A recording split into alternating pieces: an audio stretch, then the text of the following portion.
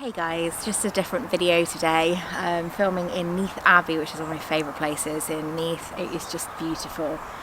It's such a stunning place. I can't believe how busy it is today. I'm really hoping that these people just go away soon. You'll probably see some people walking around in a bit, alright?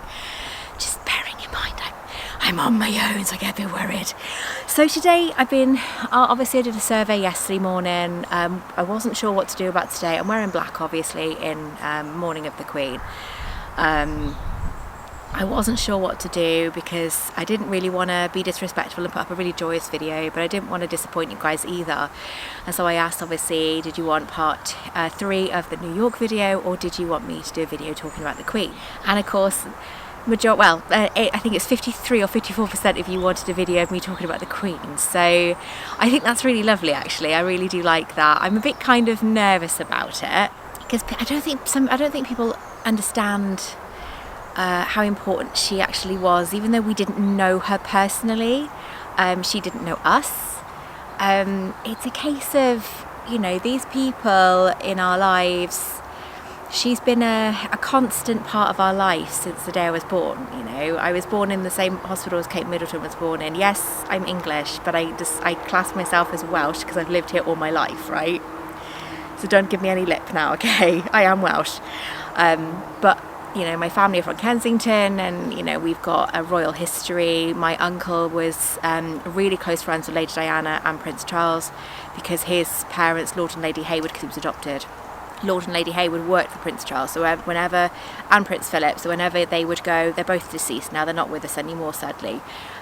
Whenever Lord Hayward would go and do work for Prince Charles and so on, Uncle Nick would go and, you know, he'd walk around the gardens with Lady Diana and things like that. And so they were really close. So when she passed away, it was a big shock for him and for us, and obviously most of the world as well. So we do have a royal connection. I've got to say, it's been 2 days and I still can't get it into my head that she's gone.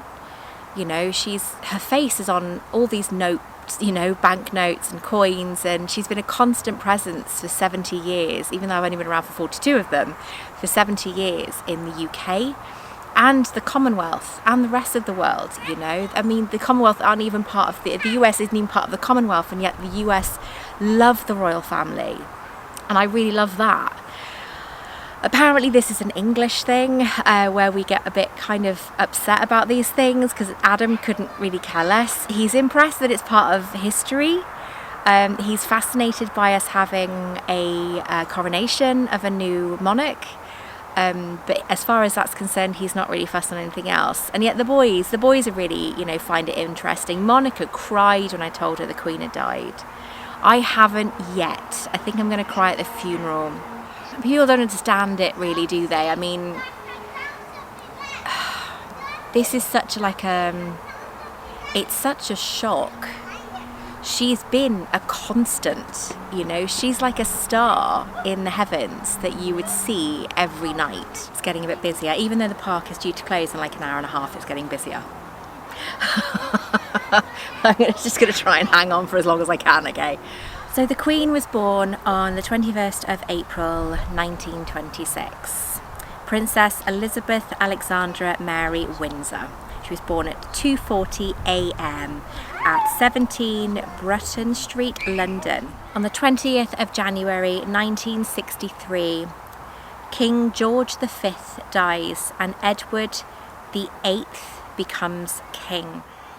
Then on the 10th of December 1936, King Edward VIII advocates so that he can marry an American divorcee.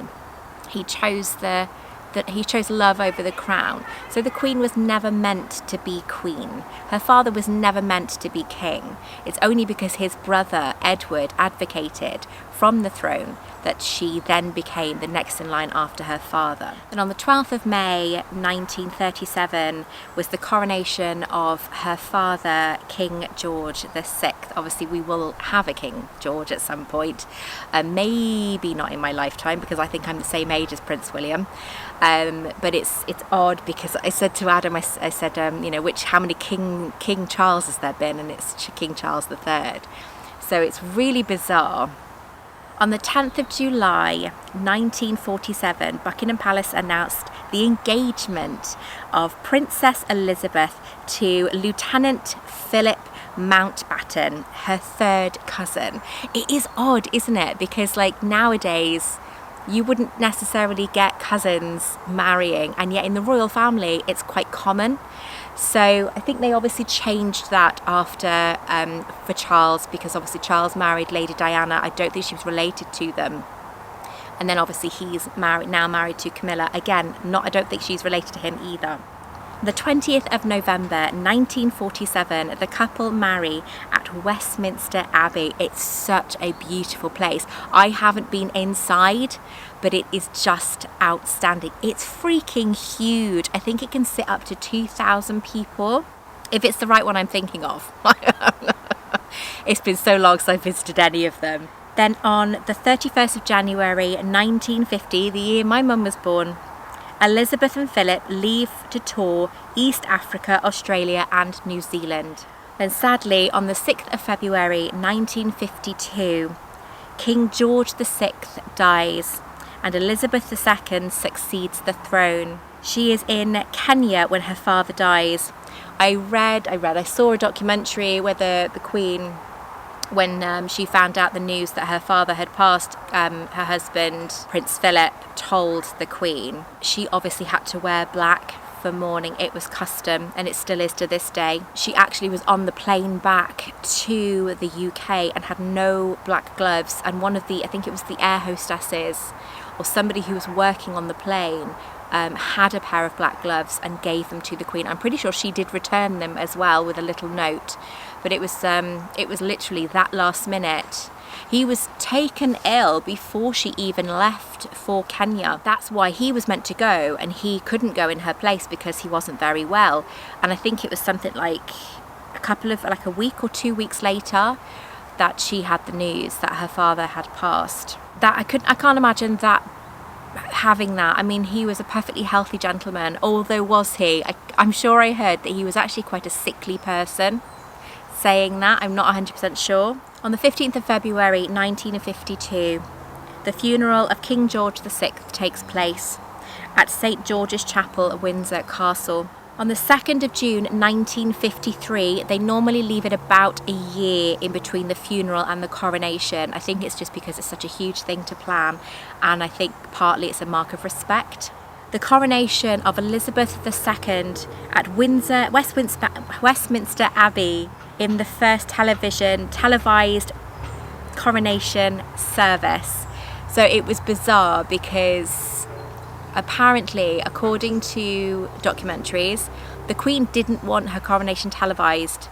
She was a bit uncomfortable with it, but Philip was very much, let's do it. And he organised, as far as I'm aware, he'd organised and placed things and made sure that cameras were everywhere. There's only one part, I think, that wasn't televised. And I think that was where she had to sign a document. I'm not 100% sure. On the 1st of July 1969, ages later, Prince Charles is invested Prince of Wales. I just love that King Charles III announced yesterday that Prince William and Princess Catherine are now going to be the new Prince and Princess of Wales. That warms my heart, that really does. I love how they're now a part of our royal history, you know, part of Wales. It's just so lush. I love it. It's a proper Welsh thing, but I love it, right? Okay, the 31st of August 1997, Diana dies in a car crash in Paris. That affected so many people. It was horrible. It was devastating for the world. It was heartbreaking. I was a huge fan of Diana, so was my mum. My mum was a massive fan of Diana, and when we found out that she passed, I was 17 and I was at my boyfriend's house in Pembroke, and I phoned up my dad and I said, Dad, can I phone Auntie June and ask her if she can show me things about the sewing machine, because I was really into making my own clothes. And he said, I don't think she'll want a phone call today, Victoria. Diana's died. And I didn't know what to say. I was in complete shock. She was 34? And the fact that she passed away was just it was just shocking, because she was the people's princess. You know, she might not have been a HRH anymore, but she was still Lady Diana, Princess Diana. She was an incredible spirit who brought so much attention to the world where it needed it, and fought for so many people, including the AIDS campaign. You know, it was just outstanding what she did in such a short span of time. So when she passed away, I think the shock of it was the fact that she had such a huge kind of bearing on everybody. She was such a huge part of everyone's lives, whether they were actually a physical part of her life or an external part where they just watched her or followed her on the news or in magazines or books.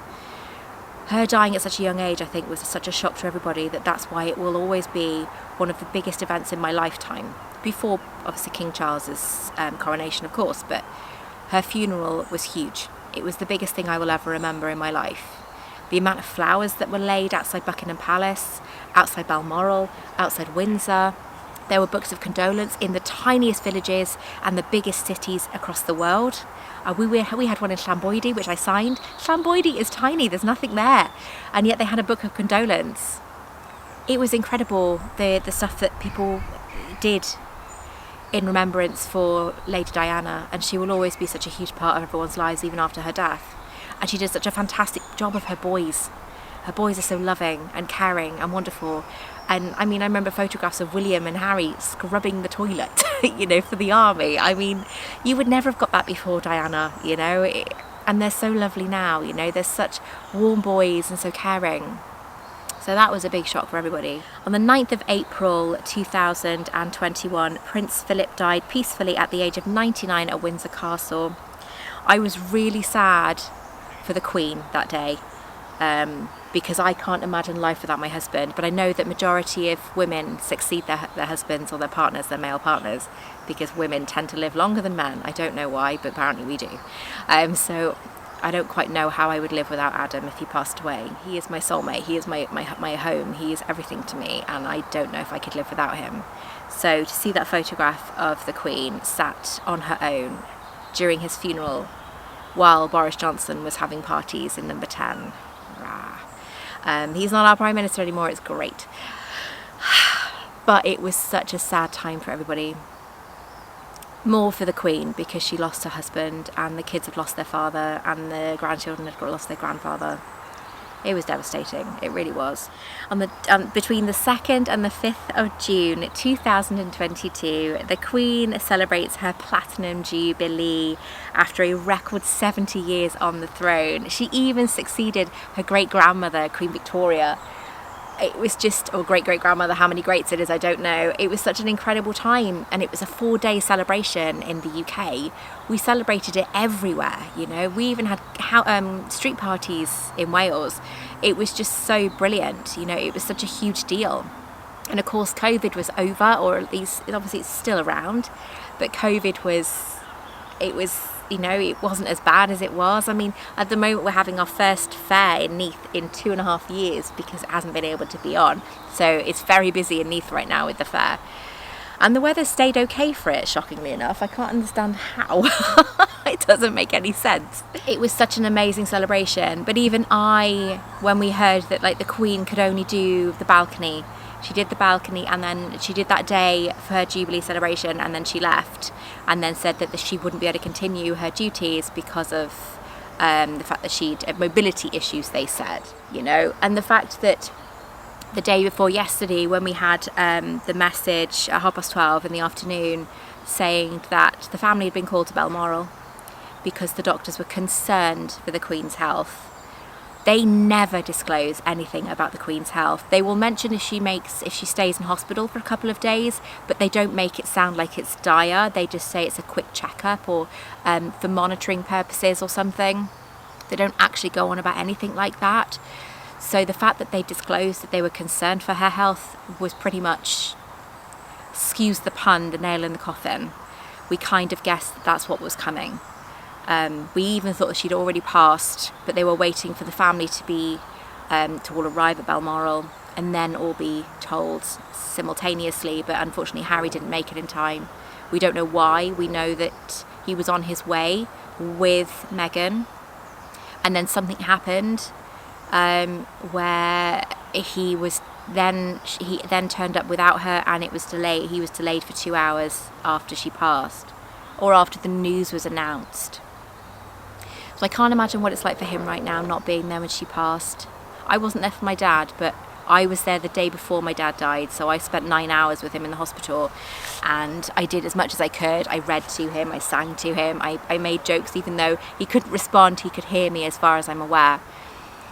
So that was really nice that I got to be able to do that.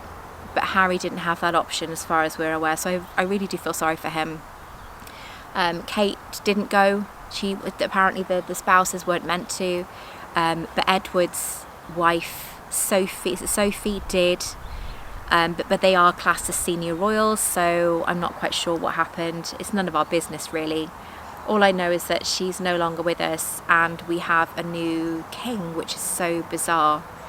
I watched today as he was announced officially as our new king, where he had to sign documents and so on. That was quite weird to watch, with all the prime ministers and ex-prime ministers and members of parliament and head members of parliament. It's starting to rain now, but it's not too bad.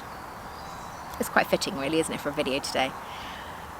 And then we've got, apparently the Queen's funeral might be on the 19th of September, so I will be watching and probably crying a lot. I will probably do a video filming before that day, so I don't have to worry about it on the day because it's a Monday. And then in about maybe 9 months to a year, 6 months to a year, I'm not sure how they're going to do it, there will be the biggest coronation the world has ever seen of King George III. So it's very bizarre. I won't be going to London. I'm not good with massive crowds, so I will be happy to watch it on the TV like many others. I'm just gonna, sit there and watch it and enjoy the coronation, celebrate it at home. There'll be garden parties, there'll be house parties, there will be all sorts of parties because it is the biggest event of the British history in our lifetime. It will be huge. It will be humongous. And Queen Camilla will also be crowned as well at the same time. I'm not quite sure how that works because she's Queen Consort, not just Queen. When Kate and William when he becomes king, she will become Queen. So I'm not quite sure how it works. But there we are. We have a dog coming this way. I'm not sure if he's going to actually come and pay attention. Bless him. She's a bit old. So yeah, I just wanted to do something simple to talk about it and say that it's weird. The Queen's face will be on the coin stamps, notes, banknotes for a while. Over time they will be phased out and it will be King Charles, but it'll probably be after his coronation. So it is a bit odd. I think he'll make a great king, I really do. The monarch doesn't really do much. It sounds awful, but it's more for tourism, not just the monarchy, not just they don't really have much to do. There's not much power in them. The Westminster and Parliament have all the power, but there's a lot they can't do without the say-so of other people. But it is a bit strange. Not quite sure what to make of it all, really. I guess we'll see. We've got a new Prime Minister and a new monarch in the space of a week. Normally we have time, we have plenty of annoyance and worry about having a new Prime Minister. Now we've got the worry of having a new monarch and a Prime Minister in less than 5 days or 4 days. We probably won't see much in the UK, and much difference, in Wales I mean. I doubt very much William and Kate will be crowned.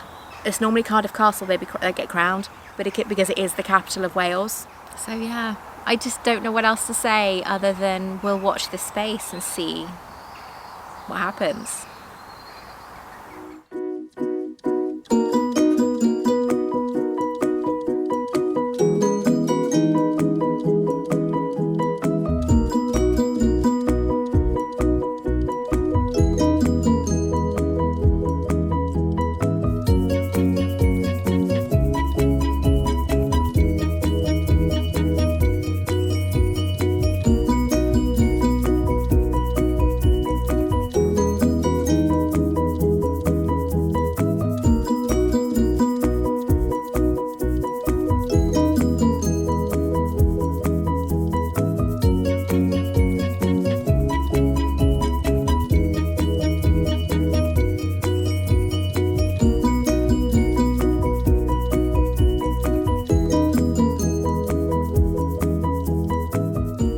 Want to check out more of my content? Take a look at this video right here or this video right here.